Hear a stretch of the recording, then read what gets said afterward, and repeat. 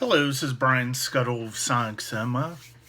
I just got done watching the fabled Cannes cut of Richard Kelly's Southland Tales, which I recently picked up the Arrow video Blu-ray release, and this is the first time in 13 and a half years since I've seen Southland Tales, and then it was just the theatrical version.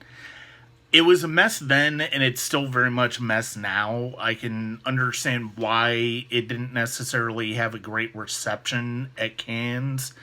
Um, the thing that's really kind of interesting about it right now is even though it very much is touching on political issues and social commentary from the time post 9/11, it actually fits very much within um, what the socio-political environment is now, in the way that people who disagree with the conservatives are cartoonishly labeled as Marxists or communists, and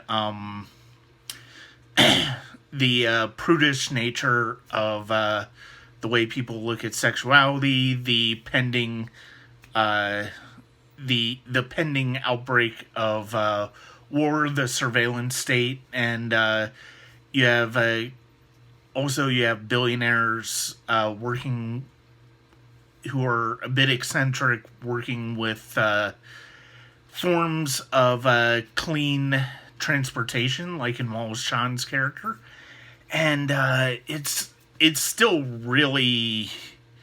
I still have a kind of a hard time following this movie from time to time, and it's weird because the narration from Justin Timberlake almost makes it feel more convoluted than it otherwise would be. Um, and I think part of that is because of the fact that Richard Kelly doesn't necessarily. I don't get the feeling that he really defines a lot of his ideas in this movie, and I think that's kind of a big issue with it.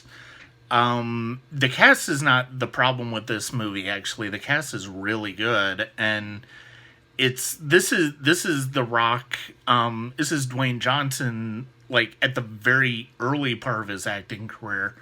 And it's funny because if I can see him absolutely crushing this role. Like he's very. This is not a charismatic performance out of him, but I think just a few years after this, once he became a bigger star as far as a movie star with the Fast and Furious movies, I think he will have crushed this role pretty well. And maybe some more fine tuning on Kelly's end will have made this something that's working. I'm curious to see what he does with his supposed future projects that he's trying to get to explore this world more.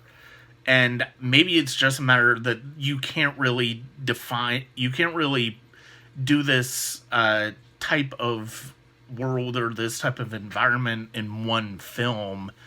And I there even though I'm not a huge fan of it, I still find it fascinating to watch. I still find it entertaining to watch, for lack of a better term.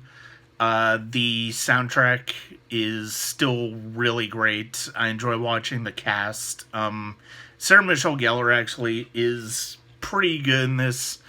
It's not a great performance out of her, but I think it's an interesting one. It's one of the more interesting ones she's done outside Buffy the Vampire Slayer. But those are my sort of new feelings on rewatching Southland Tales, the Cannes cut. I do kind of want to watch the theatrical again just to sort of see if I feel anything different towards it, if I can really tell the differences between the two cuts. I might do that sometime in the near future, but those are my thoughts on Southland Tales, sort of revisiting it for the first time since 2007. And I've got some more podcasts coming up, some great podcasts coming up. I'm looking forward to sharing those. I'm also going to be guesting on some pods, and I will be sharing that with you too. So this is Brian Scuttle. Thank you very much, and continue to check us out at www.sonic-cinema.com.